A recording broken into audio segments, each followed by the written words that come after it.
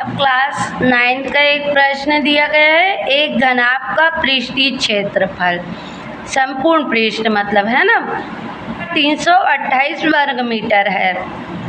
घनाभ की लंबाई, चौड़ाई और ऊंचाई 4:3:2 का अनुपात है। तो घनाभ का आयतन ज्ञात कीजिए, ये बोला गया है ना। अब घनाभ किस टाइप का होता है? एक आयताकार घनाभ इस तरह से रहता है ना,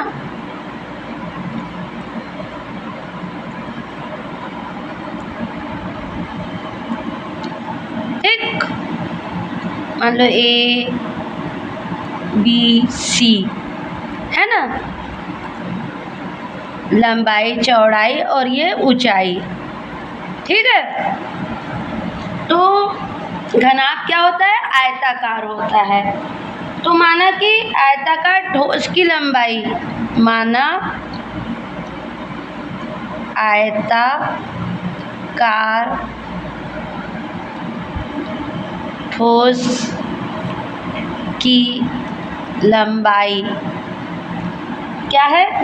A मीटर,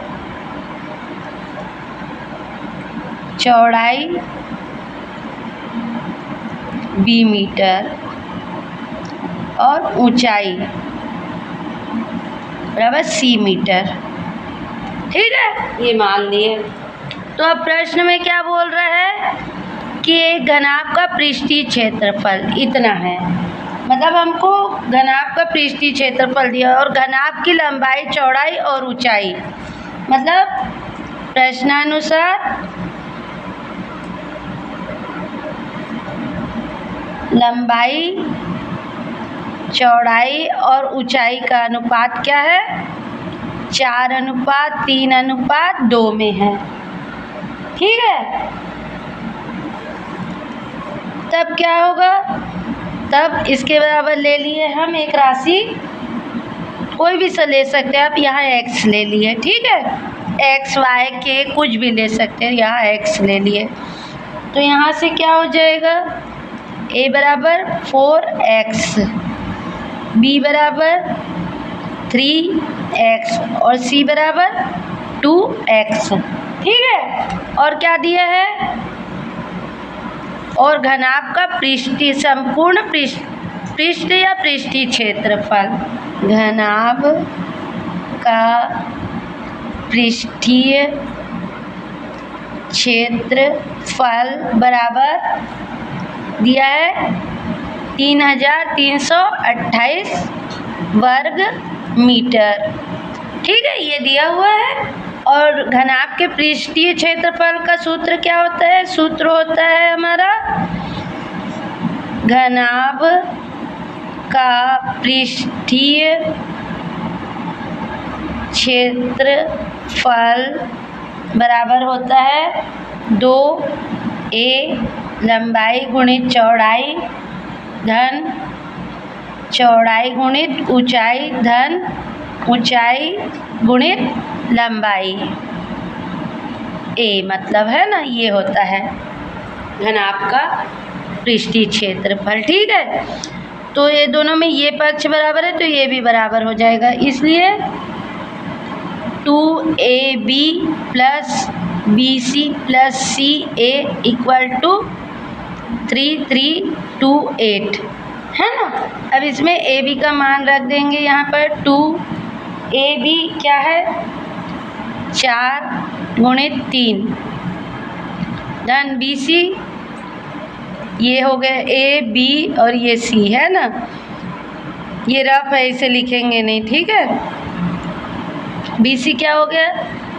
3 गुणित 2 धन ca 2 गुणित 4 बराबर 3328, सॉरी ये नहीं लिखेंगे, ये वाला लिखेंगे है ना, a b c। तो यहाँ पर x भी आएगा सबके साथ, x, ठीक है, यहाँ x भी आएगा। तो यहाँ से क्या आ गया हमारा? 2 और 4 दिया 12x स्क्वायर और 3 दूनी 6x स्क्वायर धन 4 दूनी 8x स्क्वायर बराबर 3328। अब ये सबको जोड़ देते हैं तो ये क्या आ जाएगा, 12 और 6 18, 18 और 8, 8 8 16 का 6 हाथ का लाए 1, तो 26 एक्स स्क्वायर बराबर 3328। ठीक है, तो इसे लिख सकते हैं 26 एक्स स्क्वायर बराबर 3328 बटा ये वाला 2 इधर आ जाएगा 2, और इसे देख लेते हैं, जो कटेगा उसे काट देते हैं। तो 2 एकम 2, 2 एकम 2 बच गया 1, तो 2 छक्का 12 बच गया 1, 2 छक्का 12 और 2 चौक 8, तो ये आ गया 1664। 26 एक्स स्क्वायर बराबर 1664, तो एक्स स्क्वायर बराबर 1664 बटा 26, तो 26 से इसको भाग दिए तो कितने बार में जाएगा, एक्स स्क्वायर बराबर 1664 बटा 26, इसको भाग दे देंगे, है ना, तो ये 64 बार में जाएगा। ठीक है, तो एक्स स्क्वायर बराबर क्या आ गया 64, इधर रफ में भाग दे देंगे इसको, 1664 भागित 26, तो 26 गुणे 6 कर दिए, तो 6 6 36 का 6 हाथ का लाए 3, 6 दूनी 12 13 14 15 156, तो 6 बार में गया 156, बच गया हमारा 6 में से 6 गया 0, 6 में से 5 गया 1 और 1 में से 1 गया कटमट। ठीक, और 4 उतार लिए, तो 26 गुणित 4 किए, तो 4 6 का 24 का 4 हाथ का लाए 2, 4 दूनी 8 और 2 10, 104, ये 4 बार में, तो इस तरह 64 बार में जाएगा। ठीक है, तो ये आ गया 64 और एक्स स्क्वायर बराबर 64, और 64 को हम क्या लिख सकते हैं, 8 8 64, तो इसे 8 का वर्ग भी लिख सकते हैं, तो दोनों साइड से वर्ग हटा दिए तो x बराबर 8 मिल गया। अब हमको x का मान मिल गया, अब ये x का मान को हम यहाँ रख देंगे, ये जो लिए हैं a अनुपात b अनुपात c बराबर 4 अनुपात 3 अनुपात 2 बराबर x लिए हैं, तो a बराबर क्या आएगा 4x, इन तीनों में मान रख देंगे। अतः घनाभ की लंबाई बराबर a बराबर 4x बराबर 4 × 8 बराबर 8 एकम 8 8 2 16 8 3 24 8 चौक 32 मीटर। ठीक है, चौड़ाई b बराबर क्या है 3x बराबर 3 × 8, 8 एकम 8 8 2 16 8 3 24 मीटर, और ऊंचाई c बराबर क्या है 2x बराबर 2 × 8, 8 दूनी 16 मीटर। अतः उत्तर बराबर क्या आ जाएगा, उत्तर क्या आ जाएगा हमारा, सॉरी इसके आगे उत्तर नहीं आएगा, इतना मिल गया है ना, घनाभ की लंबाई चौड़ाई और ऊंचाई, तो घनाभ का आयतन बराबर लंबाई गुणित चौड़ाई गुणित ऊंचाई। ठीक है, इस पे मान रख देंगे 32 गुणित 24 गुणित 16 और इसको गुणा कर देंगे, 4 6 का 24 का 4 हाथ का लाए 2, 4 एकम 4 और 2 6 और 2 6 का 12 का 2 हाथ का लाए 1, 2 एकम 2 और 1 3, ये आ गया 4 8 3। अब इसका गुणा कर दिए हम 32 से,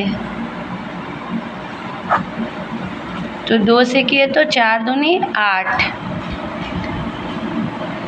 2 अट्ठे 16 का 6, हाथ का लाए 1, 2 तिया 6 और 1 7, 3 से किए तो 4 तिया 12 का 2, हाथ का लाए 1 और 3 अट्ठे 24 और 1 25 का 5, हाथ का लाए 2, 3 तिया 9 और 2 11, तो ये आ गया 8, 6 दूनी 8, 7 5 12 का 2, हाथ का लाए 1 1 1 2 और ये मतलब 12,288, 12,288 घन मीटर।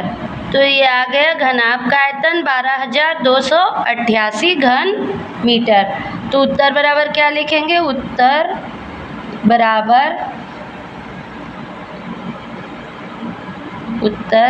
घनाभ का आयतन 12,288 घन मीटर होगा। ठीक है, इस तरह से कंप्लीट आंसर लिखेंगे। ठीक है।